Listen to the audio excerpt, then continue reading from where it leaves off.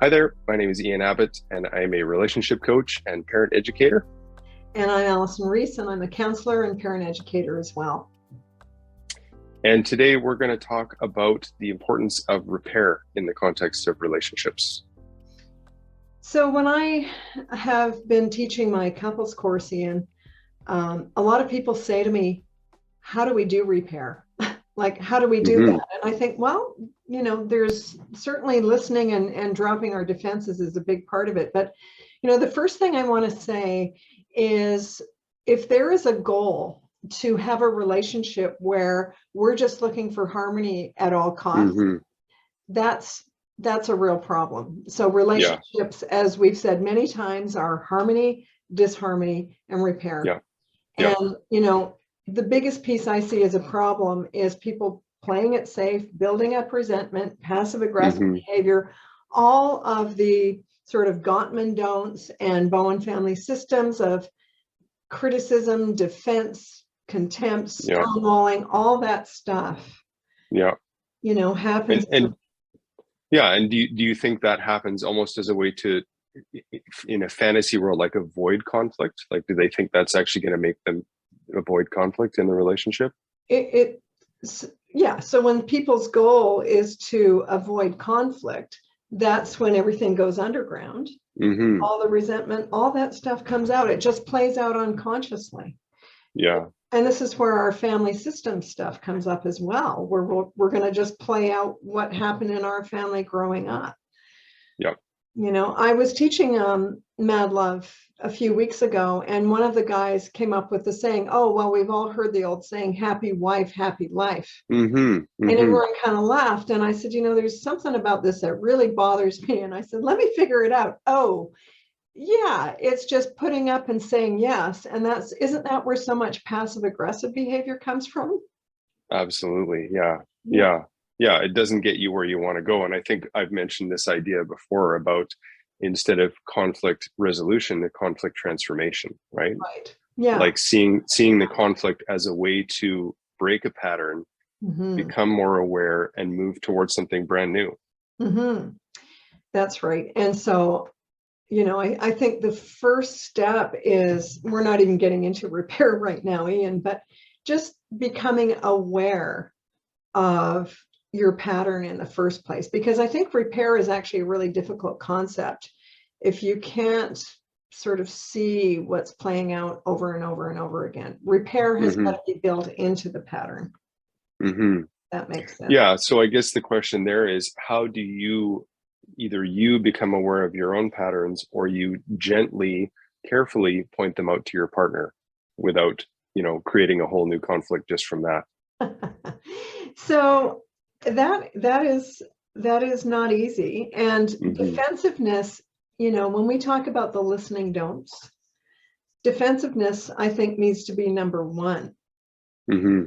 And if we don't have that emotional safety in our relationship to say, hey, honey, would you be interested in sitting with me and just taking a look at what we typically do and what plays out for us?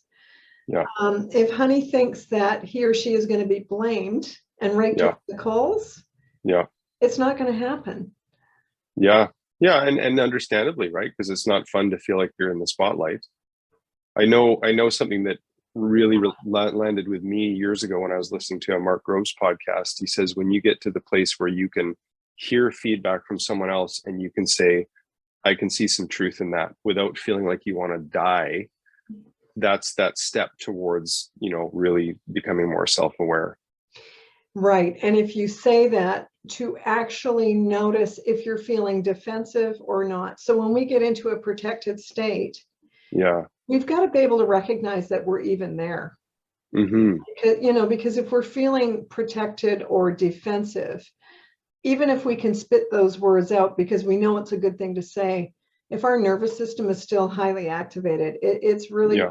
difficult to cross over that bridge and go, okay, wait a minute. To hear some truth in what you're saying means that I have to have a level of empathy. And to access Mm-hmm. that empathy, I've got to be calm enough. I've just Yeah. got to find some calmness so that I can go, okay, we are going to look at this relationship issue from the same side of the fence. We are doing this to contribute to our relationship. Yeah. And it goes back to so much of being right and wrong and, Mm-hmm. you know. Yeah, but I think if you can pull back and both face the issue and do it shoulder to shoulder instead of being face to face and seeing the other as part of the problem. Yeah. Yeah. Right. And going back to what you were saying about the nervous system, I think sometimes, I know for myself, if I take a moment and tune in with my body in those moments of being defensive, and I notice, is my belly feeling tight? Is my jaw tensing up? Am I having like a surge of adrenaline, like I want to get out of here, or I want to start to shut down? Like noticing those body-based reactions, because in a moment of being triggered, I can't actually think very well. No, exactly. Right. Yes. Yeah. And so in order to reach a point of repair, we've got to be able to take care of what's going on in our bodies, recognize that, be aware of it, and then possibly access the process of communicating. Yeah. And the process, I think whenever we're having a difficult conversation, we've got to be able to say, okay, what is the process? Well, you get to say what you're thinking and how you're feeling, and I'm going to stay in that deep listening position. Mm-hmm. So often when I think that a couple is ready to go there, the partner will start talking about their experience and the listener still goes to defense. And I'm like, whoa, wait a minute. We just have to stay in the feelings and needs and hear what your partner is thinking. And so it's very difficult to do that. A lot of people need some help to go there. Absolutely. And I think, I had a friend who was seeing a counselor, and he talked about the idea that when it's reflected back, when what his partner said was reflected back to him from the counselor, it doesn't have the same charge and he can hear it. And I mean, this is the value of using a counselor or a coach in these contexts, is to be able to have a third party who isn't going to light you up the same way. Right. And the knowledge that when you don't have that third party and it's just you and your partner and it's been charged, we tend to hear what we fear. Mm-hmm. And the longer we've been together, the more assumptions we make about, what we think our partner is up to and how they're feeling about things. Yeah. Or just their intentions. For sure. For sure. And I think going back to the thing you said too about deep listening and what an underutilized skill that is. I think it's something that I've learned a lot about in the last few years. And it's something that I don't feel is taught much about, because it's more than just reflective listening. It's really wanting to understand someone else's experience so that you get what's going on for them. And I know for myself, when I've received that from someone else, like my nervous system just goes, oh man, like it just drops, because I feel like they really want to get me so that we can figure this out together. And there's such a sense of safety in that for me. Where people get caught up is they can get to a position where it's like, okay, I'm going to listen to my partner's feelings, but they also have to listen to their partner's perception and their partner's story and to repeat that back. And so that's where it gets tricky, because people are very hesitant to put into words what their partner is actually thinking about, because they may strongly disagree with it. And to me, that's one of the big humps, is now you've got to tentatively imagine how your partner is feeling and be able to put back in your own words the story that they're telling themselves, their perception, and not argue with it. And to know that deep listening means that you're not agreeing or disagreeing.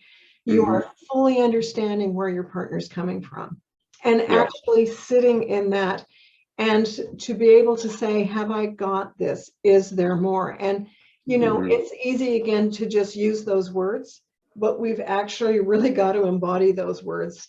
Is there more that I need to understand? Because if we skip over that point and go too quickly, say, into solution. Yeah. Oh, yeah. Right. And solution almost doesn't matter if we can stay to the point of fully understanding our partner. Yeah.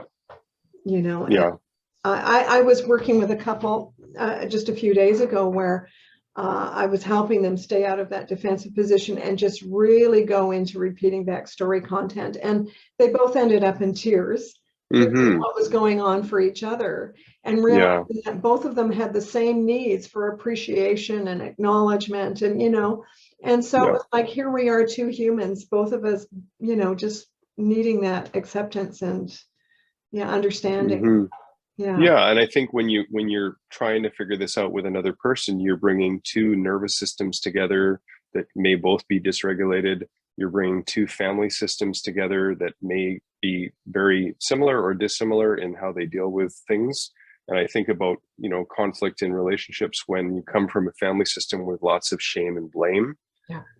It can be really hard, and this is me speaking from experience, it can be really hard to hear feedback when your system is so wired to avoid being the problem, Hmm. right? So it's such a delicate kind of dance to get into. And to be able to share what goes on for you with your partner, I mean, to me, that is real intimacy. Hmm. To be able to say, right now I almost feel like I'm dissociating, my head's really foggy, and for your partner to go, okay, I get that, and to pay attention to each other's nervous systems, and to figure out what it is that our partner actually needs. I mean, sometimes it's a timeout just to be able Hmm. to calm down, with the Yeah, intention of getting back together as soon as possible and naming that of time, course. right? Yeah, and I think when you can make agreements around, if you sort of say, I'm feeling really flooded right now, I Yeah. need to go for a walk, but I'll be back in this amount of time, so that you're not, if someone has abandonment stuff or that kind of experience, you're not lighting that up and just furthering a different problem, Right. Yeah. right? So having clear agreements ahead of time, because from, this idea of being vulnerable enough to share this intimacy it's a big deal. It's a big deal. And likewise, it can show up in so many different ways. In my life experience, what it would sound like if I was sharing the fact that I was dysregulated, it would be, hey, I notice that I'm being super agreeable right now. And I've got the nice thing going on. In other words, I've got a fawning feeling coming up. I'm Yeah. feeling uncomfortable because, I'm just uncomfortable with conflict. So right now, this is going on for me.